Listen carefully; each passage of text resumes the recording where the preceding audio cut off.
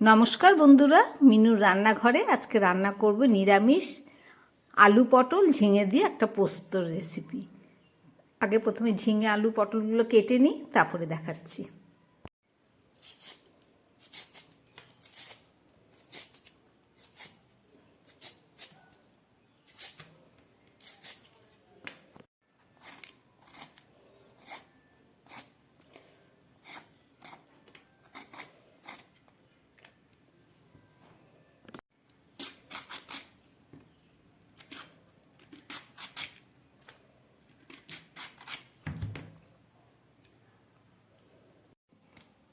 ঝিঙে পটল আর আলুটাকে কাটা হয়ে গেছে, কেটে ধুয়ে পরিষ্কার করে নিয়েছি।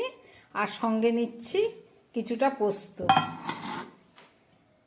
এখানে এই যে জেকে পোস্ত, এই পোস্তটা দিয়ে আজকে রান্না করব ঝিঙে আলু পোস্ত। তাহলে চলুন শুরু করি। কাঁচা লঙ্কা দিয়ে রান্না হবে, নিরামিষ। চলুন এবার পোস্তটা বেটে নিই।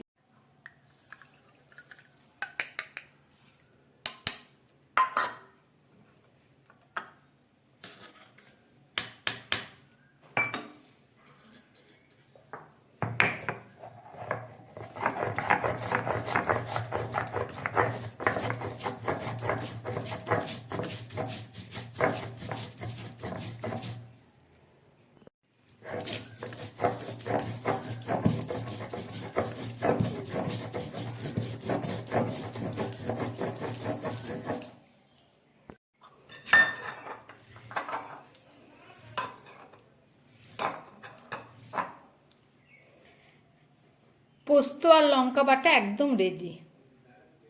পোস্ত আর লঙ্কা বাটা একদম রেডি।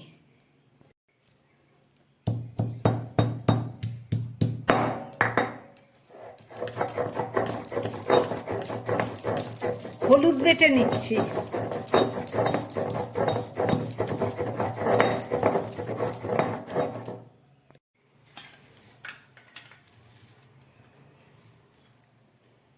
হলুদ বাটা রেডি।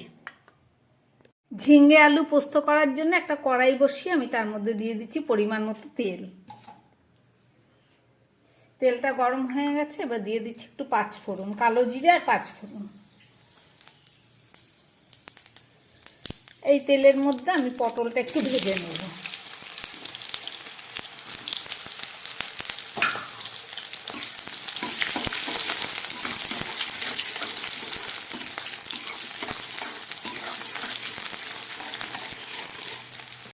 সামান্য একটু নুন দিয়ে দিচ্ছি পটলের মধ্যে। পটলটা ভেজে নিলে খুব সুন্দর পোস্তর একটা স্বাদ হয়। আমি এবার এই পটলটাকে তুলে নিচ্ছি।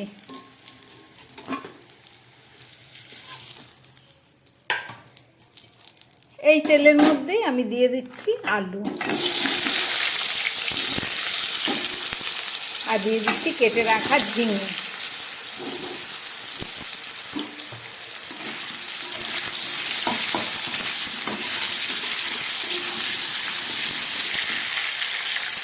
আর টমেটোটাও দিয়ে দিলাম।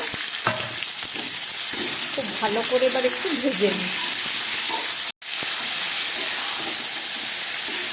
ঝিঙেটা অনেকটা ভাজা হয়ে গেছে, এবার দিয়ে দিচ্ছি এর মধ্যে পরিমাণ মতো নুন, আর সঙ্গে দিয়ে দিচ্ছি কিছুটা হলুদ।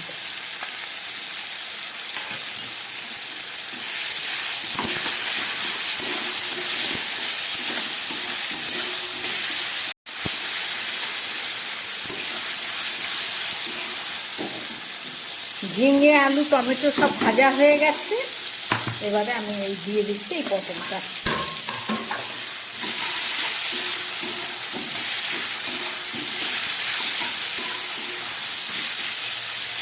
এবারে দিয়ে দেবো এই পোস্ত আর লঙ্কা।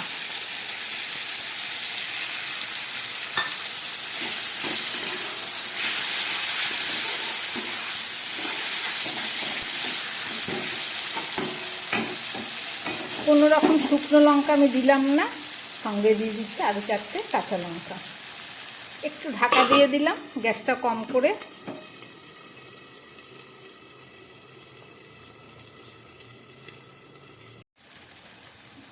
4টে কাঁচা লঙ্কা দিয়ে দিলাম। খুব ভালো করে পোস্তটাকে আবার একটু ভেজে নেব। জল দিলাম না, একটু ঢাকা দিয়ে দিচ্ছি, 2-3 মিনিট হোক, তারপরে দেখাচ্ছি। 2-3 মিনিট ঢাকা দিয়ে রান্না করলাম। দেখুন কত সুন্দর ভাজা ভাজা হয়ে গেছে পোস্তটা।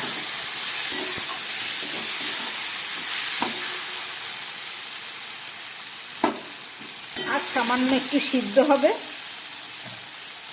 দিয়ে দিচ্ছি একটু সামান্য মিষ্টি, খুবই সামান্য দিলাম, পোস্তর স্বাদটা ব্যালেন্স করবে।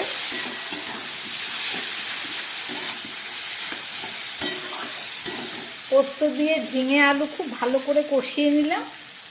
এবার আমি দিয়ে দিচ্ছি এর মধ্যে মশলা ধোয়া বাটির একটু জল।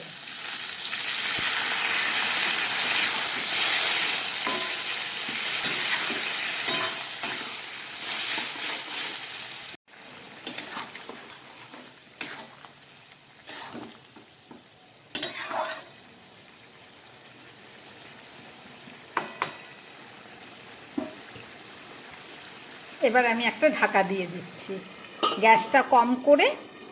এখন রান্না হোক 4-5 মিনিট, তারপরে ফেরত এসে দেখাচ্ছি। 5-6 মিনিট পরে ফেরত আসলাম।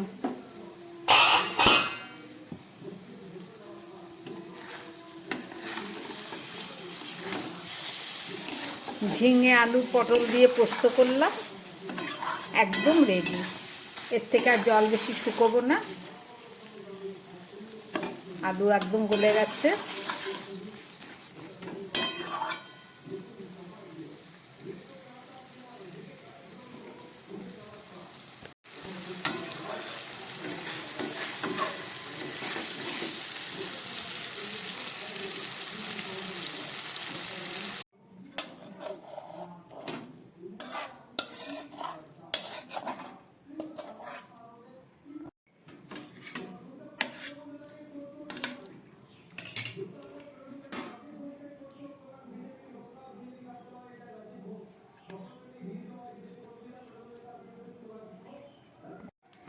রান্না করলাম ঝিঙে আলু পটল দিয়ে পোস্ত।